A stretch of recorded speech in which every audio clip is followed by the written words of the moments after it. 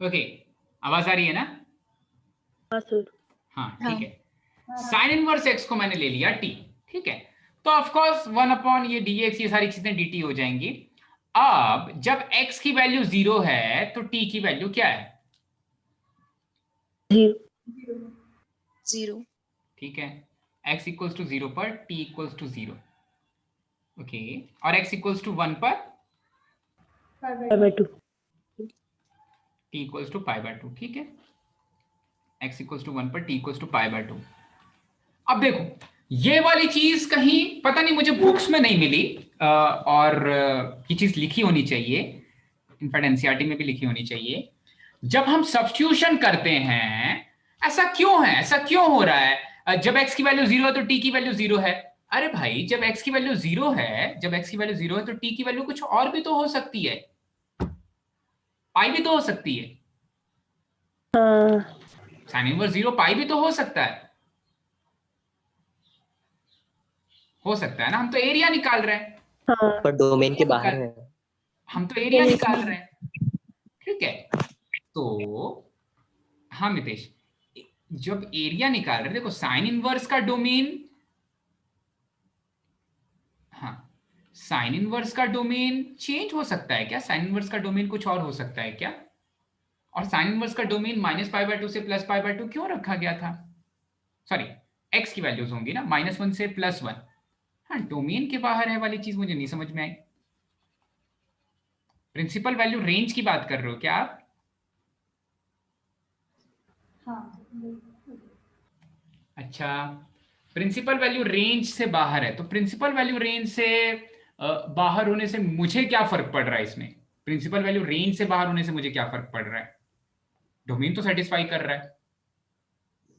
तो principal value range में तो उसके आउटपुट की बात होगी, उसके इनपुट की बात नहीं होगी। उसका ग्राफ तो मुझे मिलता रहेगा, तो प्रिंसिपल वैल्यू रेंज से तो कोई फर्क नहीं पड़ रहा है, हाँ। ठीक है। तो ये मैं सोच रहा था, ये चीज क्यों नहीं लिखी है बुक में। whenever substitution is done, function must be a bijective function। जब भी आप सब्स्टिट्यूशन करोगे, फंक्शन हमेशा 1/1 होना चाहिए, ठीक है।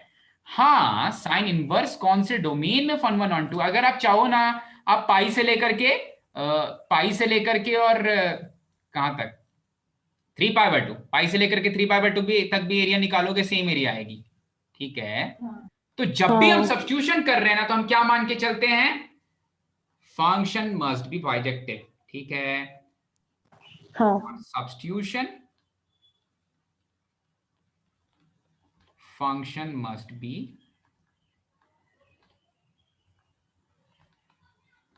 अब बाइजेक्टिव तो जानते हो ना? हाँ। 1/1, फंक्शन मस्ट बी बाइजेक्टिव, मतलब फंक्शन मस्ट बी 1/1, ठीक है। अब आपके मन जो करे ले लो, टी की वैल्यू जो लेने का मन करे वो ले लो, सभी से आंसर सेम आएगा, ठीक है। तो अभी के लिए 0 ही ले लो, टी की वैल्यू 0, टी की π/2 ले लो, ठीक है। तो देखो, तो 0 से लेकर के π/2, देखो ये दे देगा आपको। साइन इनवर्स एक्स को तो टी ले लिया था, तो इंटीग्रल हो जाएगा 0 से लेकर के π/2, साइन इनवर्स एक्स को ले लिया टी, साइन इनवर्स एक्स को ले लिया टी, तो T times of dt, T times of dt, यानी कि t²/2, यानी कि π²/2 2 4 2 8, π²/8, ठीक है। क्लियर है भाई? बढ़े आगे। हाँ। Okay okay. हाँ सर। सर हाँ बेटा। सर वो बाइजेक्टिव वाले पॉइंट का रीजन रिपीट कर दीजिए। बाइजेक्टिव वाले पॉइंट में, अरे भैया देखो, फंक्शन अगर बाइजेक्टिव नहीं होगा, इसका मतलब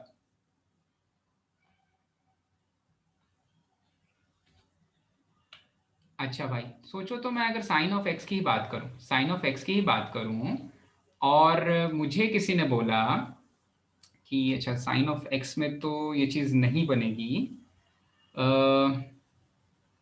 साइन ऑफ एक्स में देखो एक्चुअली हो क्या रहा है, आप यहां से यहां तक की जो एरिया निकाल रहे हो, यहां से यहां तक, आप अगर इनवर्स ट्रिग्नोमेट्रिक फंक्शन की बात कर रहे हैं, अगर फंक्शन बाइजेक्टिव नहीं है, तो आप ना, फंक्शन बाइजेक्टिव नहीं है तो आप कुछ एक्स्ट्रा एरिया निकाल ले रहे हो, सिंगल वैल्यू पर, सिंगल इनपुट पे 2 आउटपुट मिल रहा है, तो अगर आप इसको इंटीग्रेट करोगे तो आप हमेशा क्या मान रहे हो, जब 0 से लेके π/2 मान रहे हो उसको, तो आप 0 से लेकर के पाई तक नहीं पहुंच रहे हो ना भाई।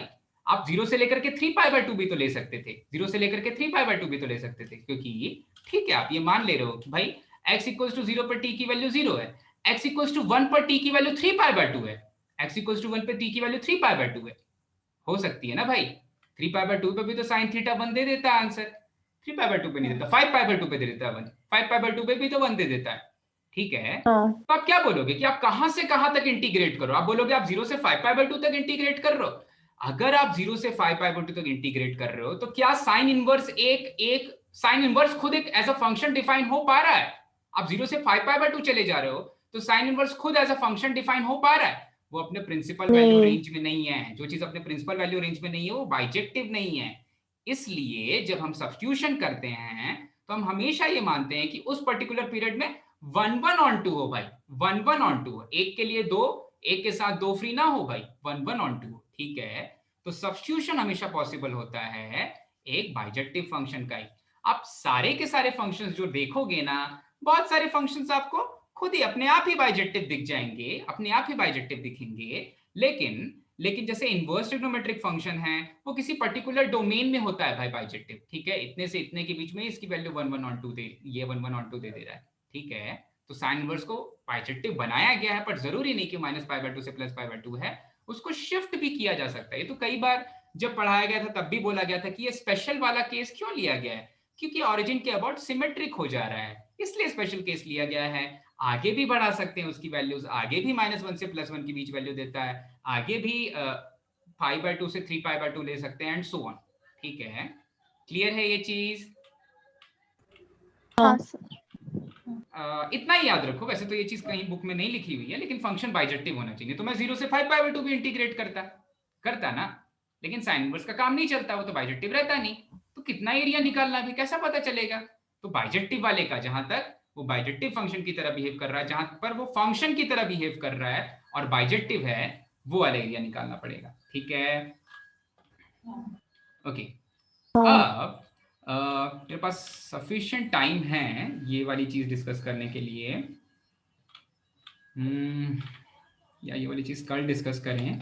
ओके, उसके पहले तो एक और क्वेश्चन सब्स्टिट्यूशन पे ही, सो ओके, सो मुझे चाहिए इंटीग्रल ऑफ 0 से लेकर के 1/2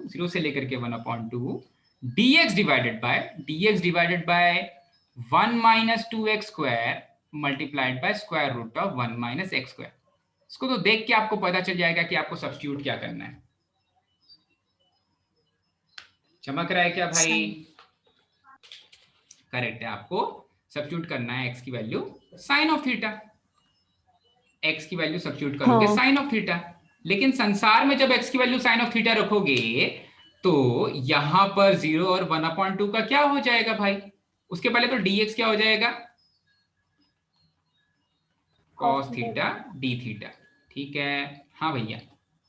उसके बाद मेरे लिमिट्स का क्या होगा? जब x की वैल्यू 0 है तो साइन थीटा की वैल्यू क्या है, जब x की वैल्यू 1/2 है तब साइन थीटा की वैल्यू क्या है? 0 पे 0 और 1/2 पे sine inverse 3/2 π/3 sine inverse of 1/2 ना, π/6 π/6। ठीक है, तो ये बन जाएगा इंटीग्रल 0 से लेकर के π/6, 0 से लेकर के π/6, dx हो गया cos theta d theta, dx हो गया, हाँ बेटा क्या चीज? लिमिट्स नहीं समझ में आया क्या? चल, किसने बताया था अभी मुझे लिमिट? हाँ वानी? हाँ वानी, कैसे होगा बेटा? जब x की वैल्यू 0 है तो थीटा की वैल्यू क्या है? हाँ और x की वैल्यू जब 1/2 है तो थीटा की वैल्यू क्या है?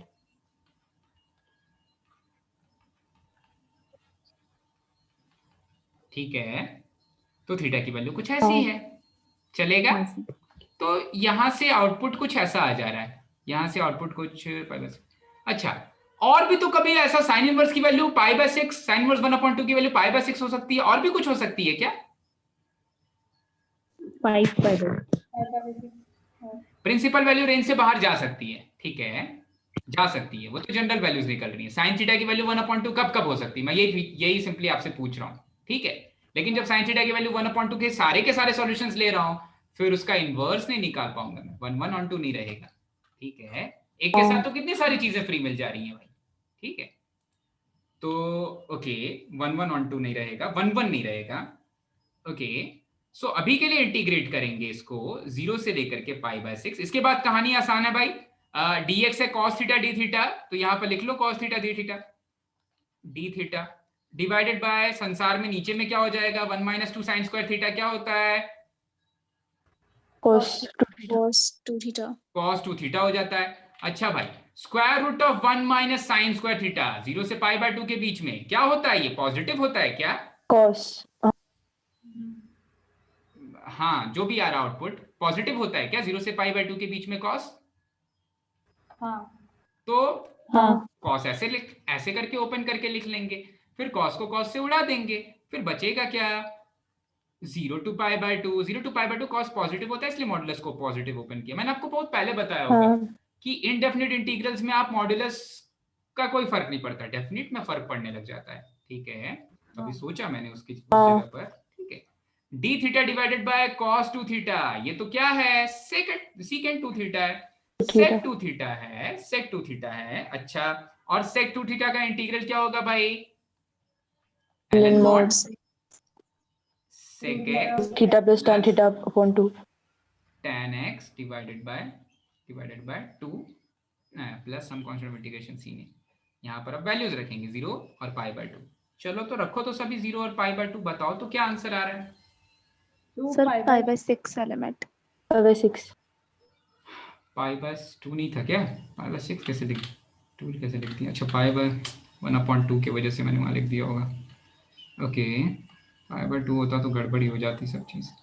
सो π/6 है, ये भी π/6 है, ये भी π/6 है, तो उठा के रख दो भाई, रखो तो देखो तो उत्तर क्या आ रहा है। सो एक बार रखेंगे sec ऑफ π/3, तो ln 1/2 तो सभी के साथ रहेगा, सो 1/2 को डिस्टर्ब नहीं करते हैं, ln π/3 प्लस tan π/3, तो ये कुछ ऐसा हो जाएगा। 1/2 को डिस्टर्ब नहीं किया, ln sec π/3, ln sec π/3, sec π/3 मतलब sec ऑफ 60 डिग्रीज, cos 60 कितना होता है भाई, तो उसका उल्टा 2 हो जाएगा, ठीक है। फिर tan ऑफ π/6 यानी tan ऑफ π/3, सॉरी tan 2 π/6 यानी tan ऑफ π/3, और tan ऑफ π/3 होता है √3 होता है, ठीक है। उसके बाद माइनस आएगा और जो लॉगरिथमिक टर्म होगा वो डिवाइड हो जाएगा, तो 2 + √3 डिवाइडेड बाय, हाँ भैया sec ऑफ 0 तो पता है क्या होता है, जो cos ऑफ 0 होता है 1, और tan ऑफ 0 पता है क्या होता है 0. 0, तो ये आ जाएगा उत्तर। क्लियर है भाई, चमक गया, ठीक है। जो नेक्स्ट वाली चीज है उसको पढ़ाने के लिए काफी ज्यादा समय लगने वाला है, तो उसको मैं आज शुरू नहीं कर रहा हूँ अभी के लिए। आज के लिए आपके पास टाइम है बहुत ज्यादा, तो आज के लिए कोई खास क्वेश्चंस नहीं। मैं इस वीक एक क्लास लूंगा इंडेफिनिट इंटीग्रल्स की अलग से, जो ऑप्शनल है, जो बाकी सभी को इतना रिक्वायर्ड नहीं अटेंड करना। सो आज आप ये वाले सारे क्वेश्चंस कर लेना, एनसीईआरटी के 7.8 के और 7.9 के सारे क्वेश्चंस हो जाने चाहिए आपसे, ठीक है। सो आज ही ये चीज कंप्लीट कर लेना, कल फिर से डेफिनेट इंटीग्रल्स आगे बढ़ेंगे, ठीक है। जा सकते हो। Okay.